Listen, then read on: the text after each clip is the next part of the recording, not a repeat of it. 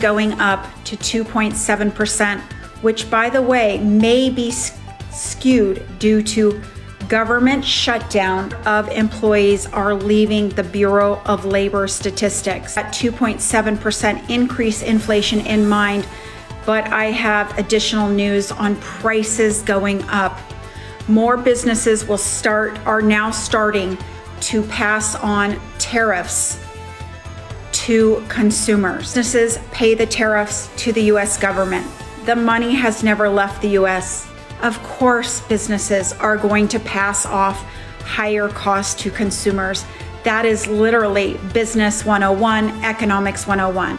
Hi, my name's Christina. I have a master's degree in business.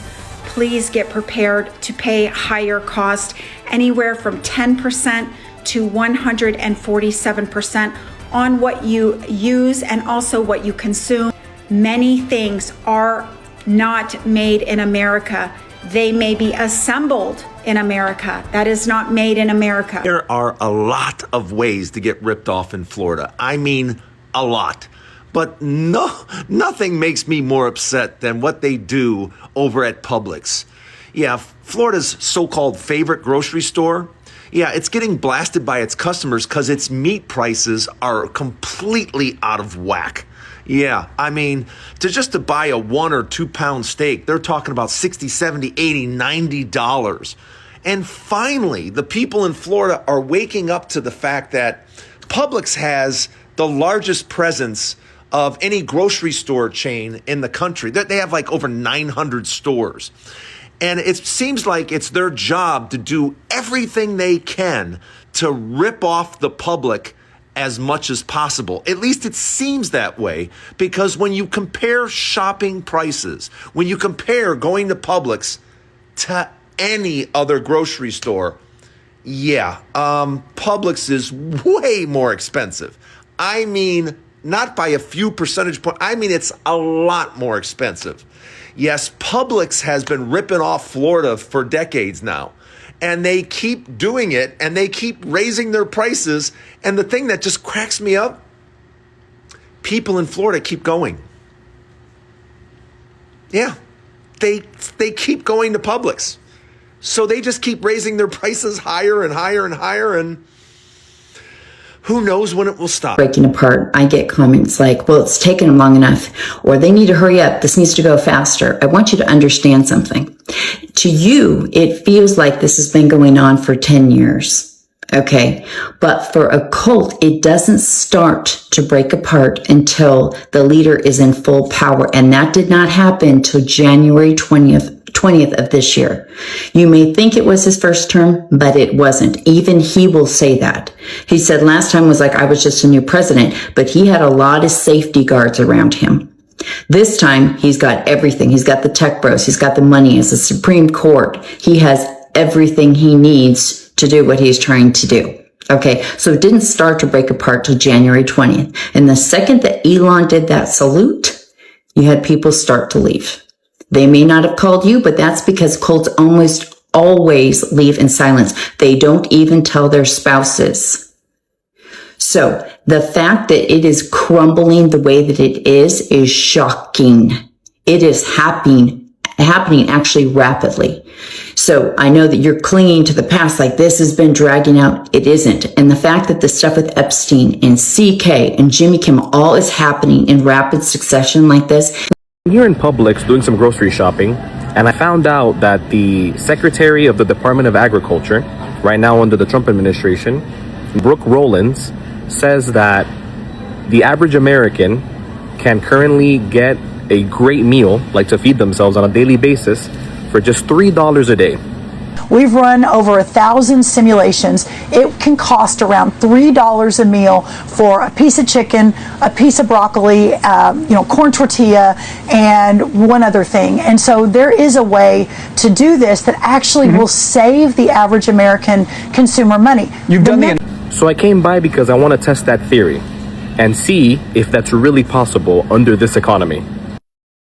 Starting off with the chicken breast, $7.48 for 2 pieces. The budget that this lady was talking about, already gone. Just look at how expensive, $16.17. Expensive chicken, guys. This is already off the charts for whatever this lady was talking about. The tortillas, $185, the cheapest pack of 24. You guys do the math. The chicken gizzards, $3.59. Also over the budget that Roland's was talking about. See, we got the sirloin, $13.67, $12.57, all that. We also got the broccoli. It is $2.99. Obviously, all this is without taxes, right? Also just went through the fruits. You know, since you said you could buy something else. 3 limes for $1, 4 for $5.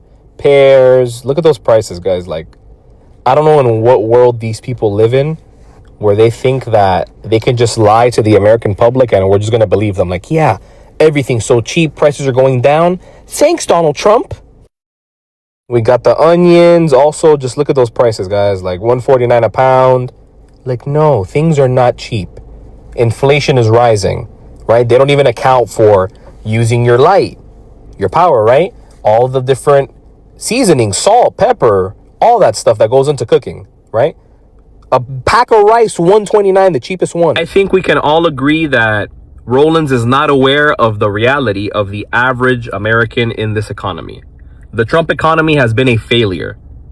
You cannot get a well-balanced meal for just $3. Buy a sole piece of chicken, a sole piece of broccoli, a tortilla, and she still went on to say something else. Descarada, thinking that you can get something else, 4 things, with just $3. That an average American can eat with $9 a day. That is a lie. The Trump economy is a failure. His economic policies are a failure.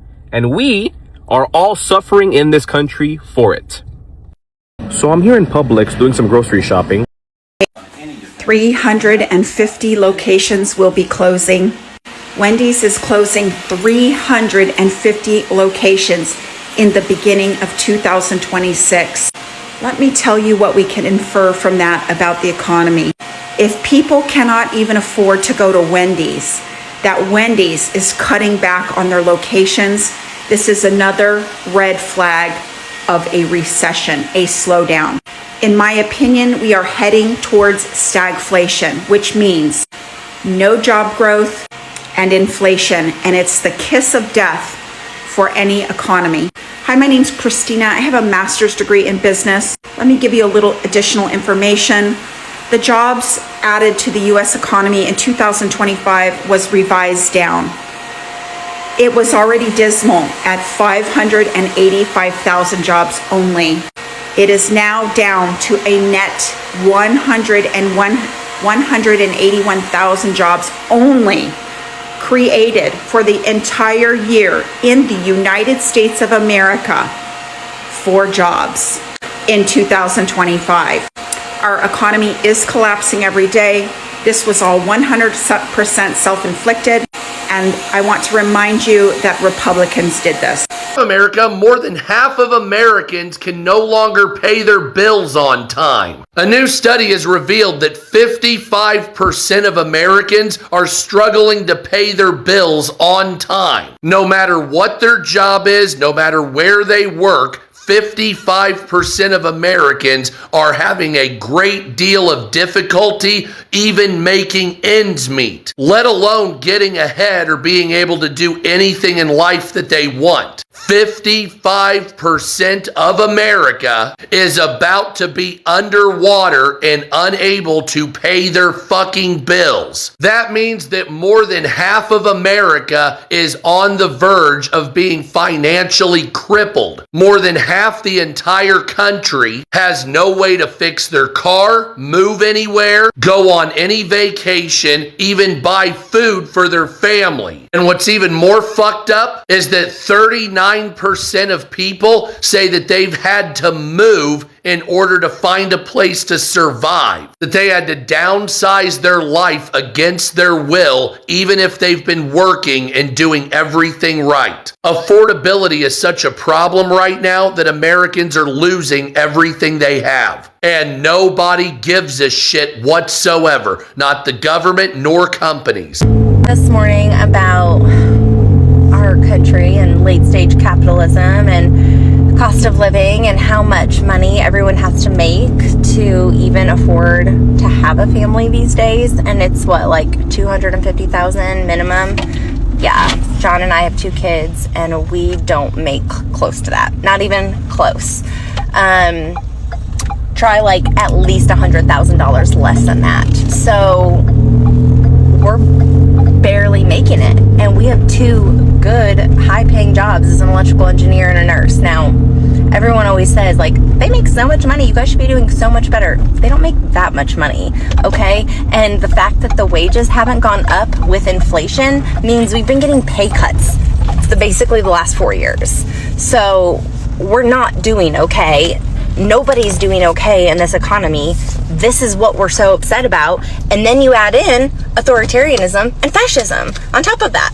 Like, what kind of country are we leaving for our kids where we teach them it's okay that they go to school and then their friends are missing the next day because they were rounded up by ICE? This is not an okay world. This is what I don't want to leave my kids. This is what I want to protect them from. This is one of the reasons why we're moving to Europe. I'm tired of it. I haven't even touched on healthcare. That's a whole other story that we've spent over $10,000 a year on for the last 4 years. Childcare, $24,000 a year. Just so that I can go to work and not spend time with my kids. It's fucking insane. How does anybody live in this world? Like, how does anybody make that $250,000 every single year to just like be okay? I don't know anyone else except for like doctors who are doing fine. What are we going towards? What is the end goal here? Like, is anybody else as upset as I am seeing everything that's going on? I mean, I'm just ranting this morning. Sometimes I'm just getting in my thoughts and my feels, and I can't believe